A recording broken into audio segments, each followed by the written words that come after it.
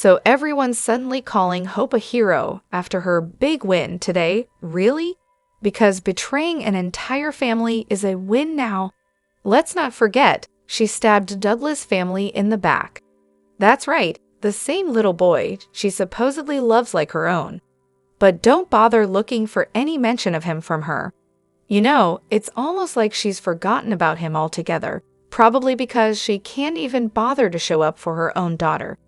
But hey, no time for family when you're too busy turning your living room rug into a crime scene while plotting your next move against Steffi. Oh, and have you seen Hope's eyes lately? Nice to know she's too busy holding grudges to even take care of herself, let alone her kids. But sure, let's give her a standing ovation for this stellar performance. Carter is spot on. Hope's firing had nothing to do with hope for the future. And next week, Zen's out of Forrester because, surprise, he couldn't stomach the betrayal to his grandfather anymore. So now, let's see how Carter and Ho 3 managed to find any designers, with Zen gone and Thomas running for the hills thanks to that. Well, let's just say leg spreader. And before we get too carried away, let's not forget how Ridge once treated his own father, telling him to quit designing and get out of the office. But sure, Steffi and Ridge aren't mean or anything. Just your typical lovable bullies. Hey, welcome back to Fiction Forge. I'm Samantha here, and I'm so glad you're here. We've got some exciting stuff to explore today, so let's jump right in. Brooke doesn't have her own office? Big shocker. Well, guess what? She does now. That's the most profitable line in the company, right there. I'm calling it now. Brooke is going to side with Ridge over her own daughter. Hope's handling this betrayal like a champ. I mean, seriously, she's taking it so well. Lol. I'm in Australia, so I get the episodes shortly after you, but feel free to fill me in if you've got any juicy gossip. I have a feeling this whole Carter running the business thing won't last long. The writers will inevitably bring the Forresters back in charge, mark my words. It's only a matter of time. By the way, does anyone know what Hope's design team is doing now that Hope's gone? Probably just sitting around, twiddling their thumbs. And then there's Carter. He's behind the desk. Is that understood? Like, wow, hold my popcorn. This is gold. Some fans think Carter's takeover is something new, but if you've been watching for more than 5 minutes, you'd remember how Hope got her line in the first place. It was a takeover, too. Katie was CEO and handed Hope the line. But hey, it's bold and beautiful. Apparently, the writers have no clue what new actually means. And then there's Steffi. Oh, Steffi. She's trying to spin this whole firing Hope for bad numbers story when Eric and Ridge both know it's a load of nonsense. It's really all about that loser she married. Hilarious. The only person I feel bad for is Eric. Steffi and Ridge, they can cha-cha right out the door. Steffi's looking lost, like a fish out of water. Carter should really step up, reel her in, and then call security to escort her out. And let's not forget how Ridge and Steffi treated Carter when he brought up Hope's line, completely brushed him off and treated him like garbage. They're getting exactly what they deserve. Steffi, why didn't you just tell Hope the real reason you fired her? You know, the personal reasons, not the business ones, like you tried to make it seem. What was the point of standing there lying to Eric like that? Do you really think he won't figure out that you axed Hope just because she's a Logan? Come on. So, Eric doesn't know the whole story, huh? He just got the watered-down version from Steffi and Ridge. Does he even have the full picture now? Steffi didn't bother to explain that she fired Hope because of personal issues, not business ones. I bet Eric's not thrilled about that, and Steffi and Ridge are the ones who'll be cleaning up this mess. Oh, and for all the people who called it fraud, well, you can go ahead and drink your I told you so cocktail now. Carter's the one in charge, holding those LLC shares.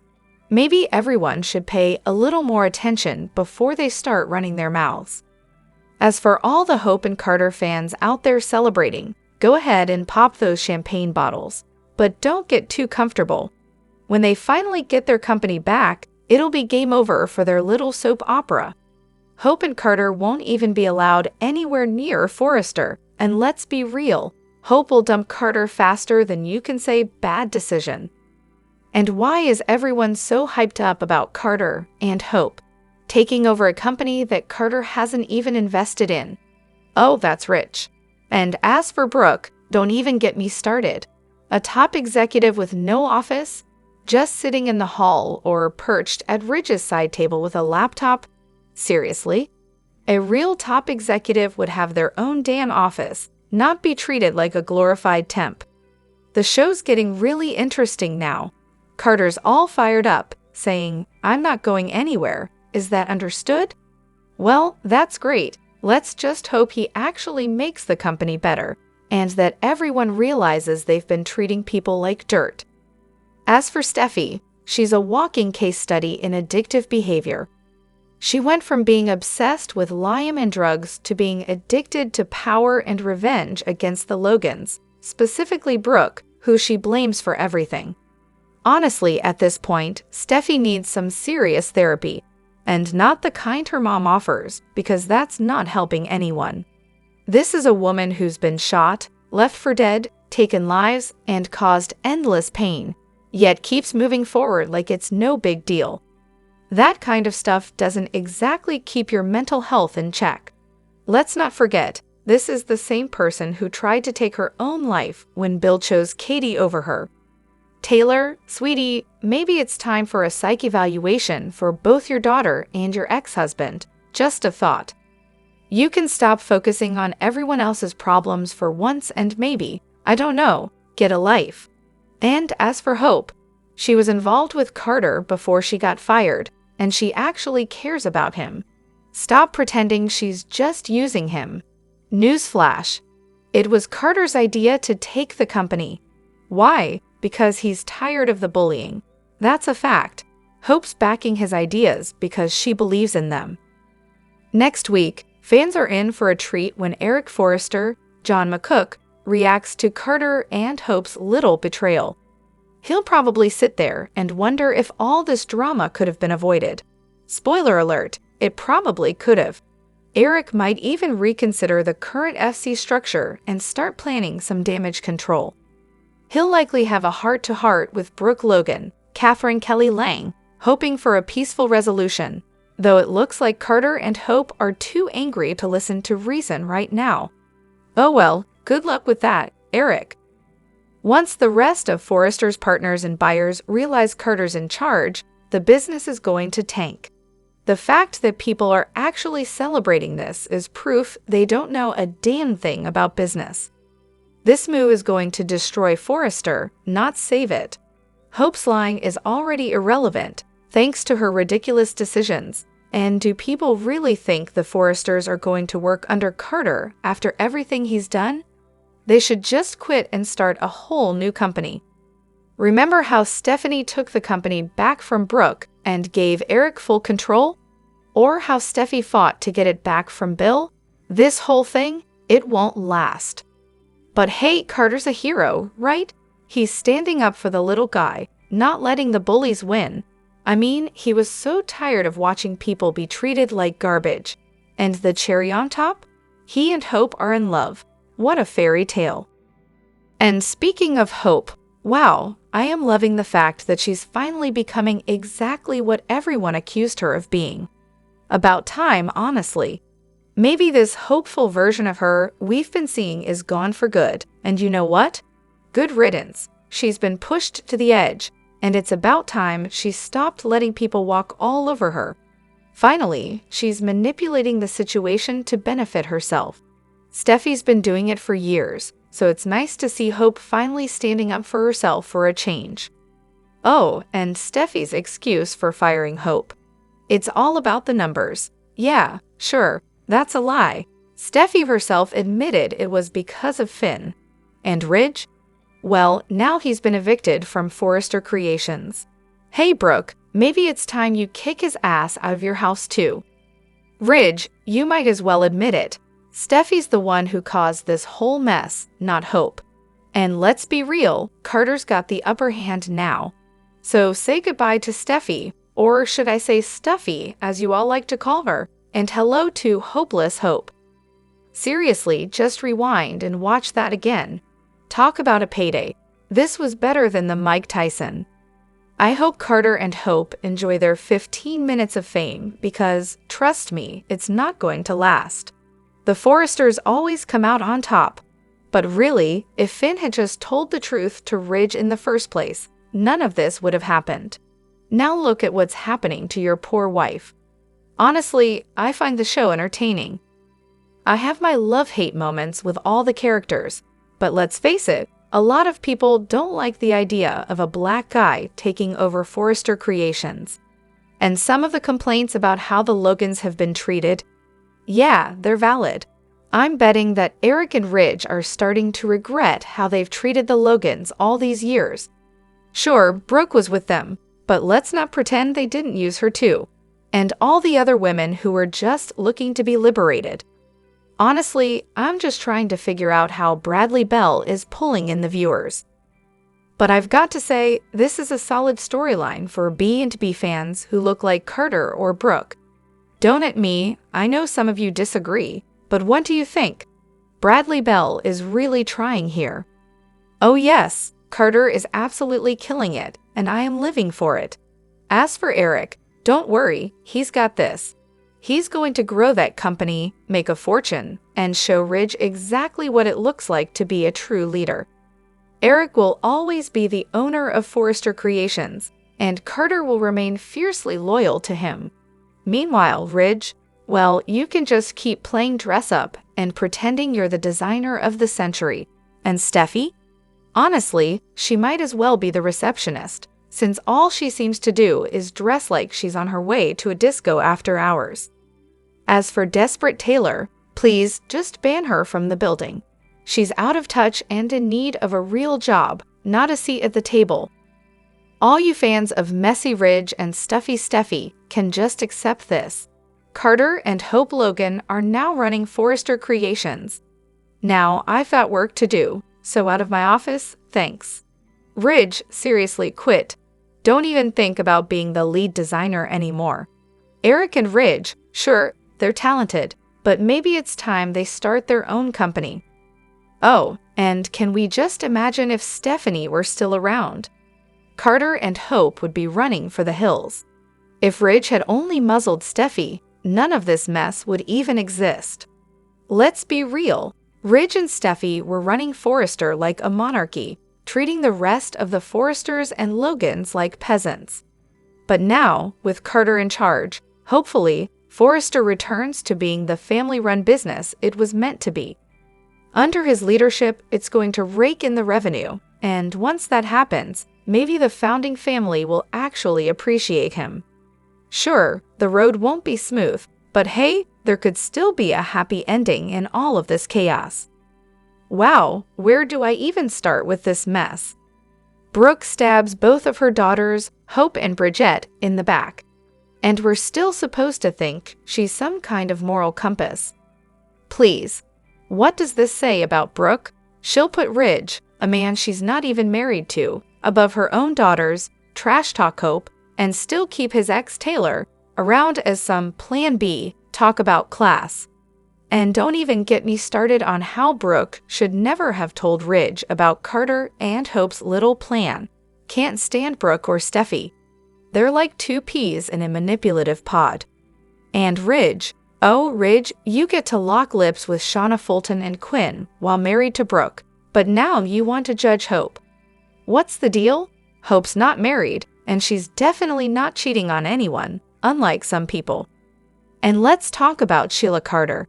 Honestly, she might be the only one with enough guts to bring Stephanie Forrester down for how she's treating her stepdaughter. Brooke loves to say that Ridge shouldn't take sides, but we all know that's exactly what she does. Brooke and Hope need to stop blaming Steffi for Hope's firing. Steffi's right. If Hope had just told the truth about her and Carter, this whole mess could have been avoided. Instead, she's living on Fantasy Island, thinking the HFTF line is doing fine when really, the numbers are terrible and buyers are done with it. It's not Steffi's fault, but of course, Hope won't own up to that. As for Carter, he's not a saint either. He knew exactly how bad things were with HFTF, and he agreed with Steffi to end it before he let his feelings for Hope screw everything up. He's as guilty as Hope. She didn't stop him, and she didn't speak up when it all started to unravel. They're both playing the blame game, but they're both responsible for the mess they're in. And Taylor? She's spot on. Lust can make people do some seriously dumb things. Brooke and Hope need to wake up and realize they're not innocent here. Carter was always respected at Forrester, but just because he wasn't getting his way doesn't mean they disrespected him. It's called business. Hope and Carter need to stop playing victim. Oh, and Remy? She's completely nuts, and it's clear Will's starting to see through it. She doesn't like how close Will and Elektra are getting, but honestly, she's just making it worse. Hope really thinks Steffi should just take her word for what went down between Hope and Finn in the design room. Yeah, right. Especially after Steffi saw a completely different version of events with her own eyes. Let's not forget that Hope has already shattered Steffi's trust once before, back when she kissed Finn in Steffi's grandparents' home, showing zero respect for Steffi or her marriage. Now Hope's trying to act all innocent, justifying her mess with Carter. Newsflash. Hope agreed to destroy relationships and hurt the company all because her feelings got hurt.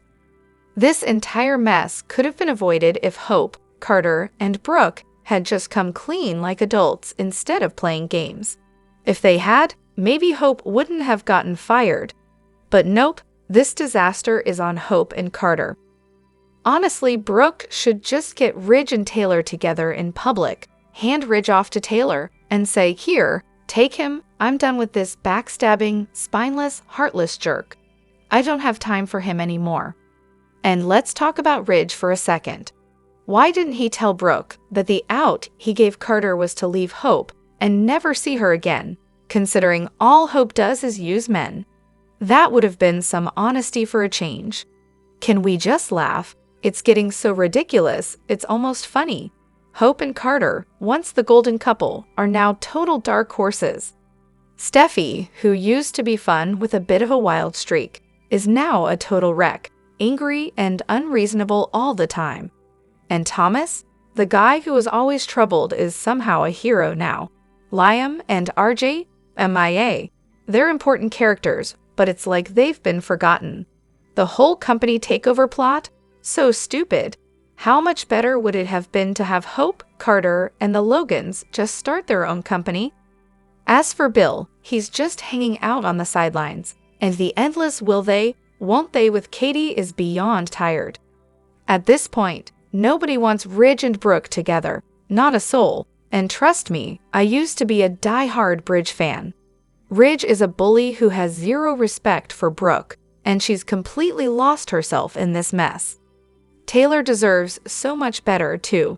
The whole tension between Hope and Ridge is laughable. He raised her like a daughter, they used to be close, and now they're at each other's throats. It's absurd. Deacon and Sheila could bring some fun, but where are they? Gone, just like the writers who seem to have forgotten the rich history of this show. Instead, we're stuck with new characters who feel like they were created to stir up the Stephanie/Brooke rivalry because it was popular. So here we are, folks. All we can do is sit back, chuckle a little, and let it all unfold. Oh, I don't feel the least bit sorry for Eric.